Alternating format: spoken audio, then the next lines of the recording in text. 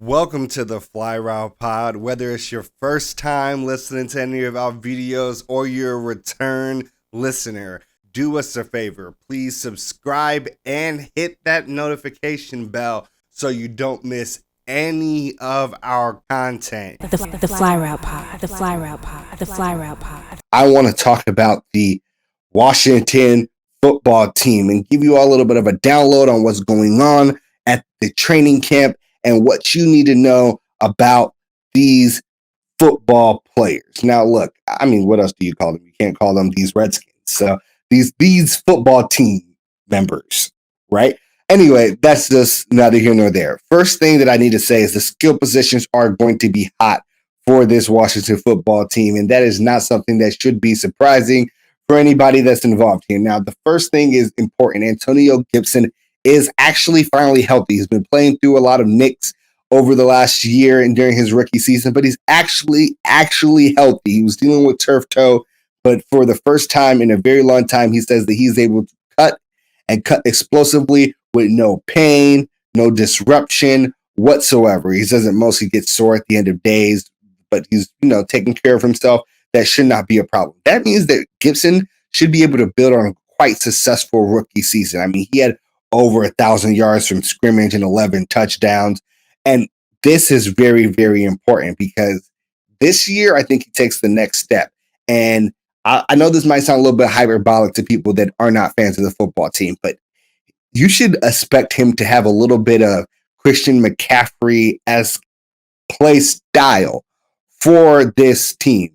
And it's very important that the offensive coordinator there, Scott Turner, and he was also the offensive coordinator in Carolina when Ron Rivera was there. He was the author of that massive 1,000-yard passing, 1,000-yard rushing season for Christian McCaffrey, and they want to use him in a role like that. Now, it's really important to note that Antonio Gibson was a wide receiver until he actually got to the Washington football team and is playing running back for really the first time. So he's really developing as a running back as he goes and had to do that without a preseason, without a training camp before. And what they're doing now is getting him into more of the groove of being a running back, understanding timing, anticipation, not trying to always make the cut and the big play, but sometimes knowing to pound through and that the hole and trust that is going to be there.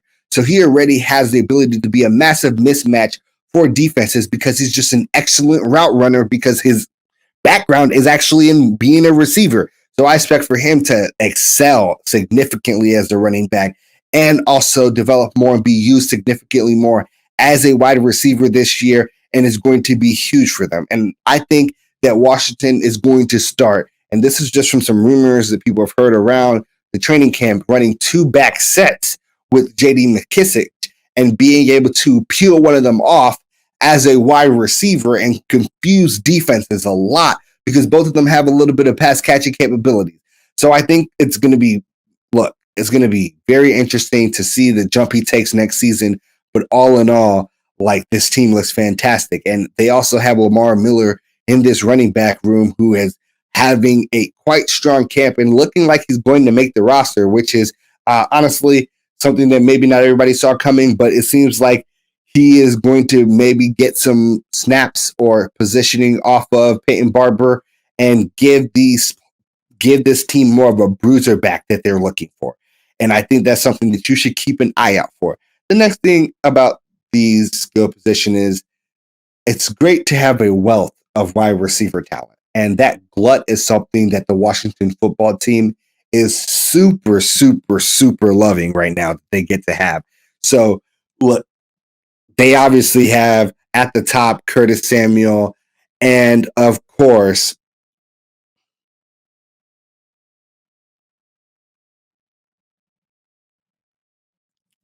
they have, of course, at the top Curtis Samuels and, of course, Terry McLaurin. Now, right now, Curtis Samuels has not been able to practice or be at camp, and that is, of course, not a great thing to see. But it is good that he came over from the Panthers, so he's very familiar with the offensive system.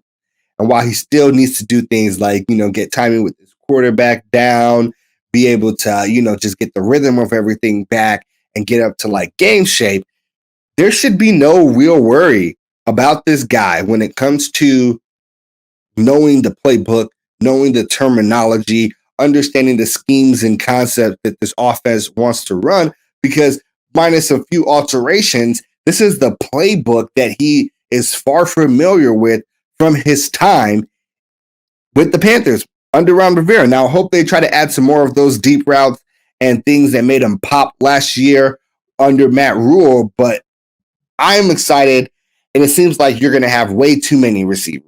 And a lot of these guys, quality guys, are going to get cut. So you got McLaurin, you got Samuels, you got Browns, you got Cam Sims, you got Adam Humphries. And Adam Humphries is actually kind of the guy that I'm like, oh, maybe he's a little bit past his prime, and you should take a flyer on a young guy with a significantly higher ceiling.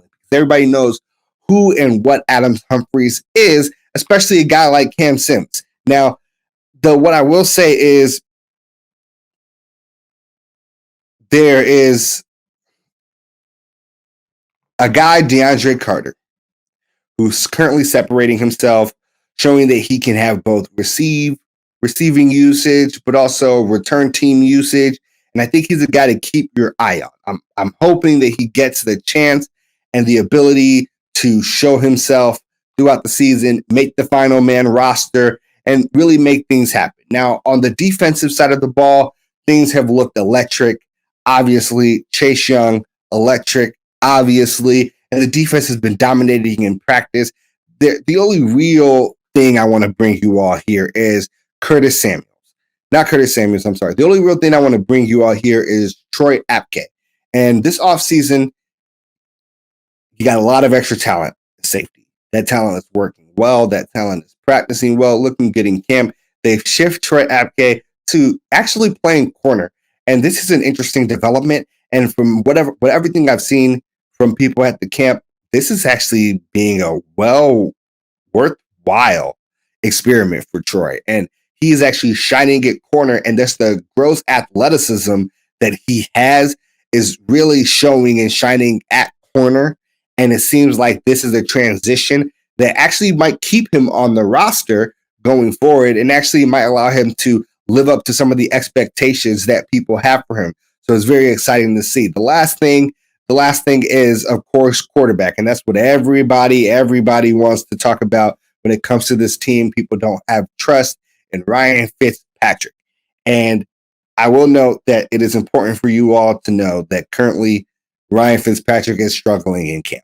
And I think that might end up being the storyline that people try to run with and play with coming forward. And I just want to say two things. First, these first set of drills, especially when you first get on pads, the 9-on-9s, the 7-on-7s, the 11-on-11s, they all vastly benefit the defense and the offensive line. And offense really looks as good as they should. The second thing here is that, look, it's a new offense for Ryan Fitzpatrick. He's going to get more comfortable in it. But the one thing that has been very clear is that he's learning, he's picking it up fast, and there seems to be a lot of confidence in the quarterback room as well as in the coaching staff that he is the guy, guaranteed number one starter for this season for you all. And they expect him to really actually do well and excel this season.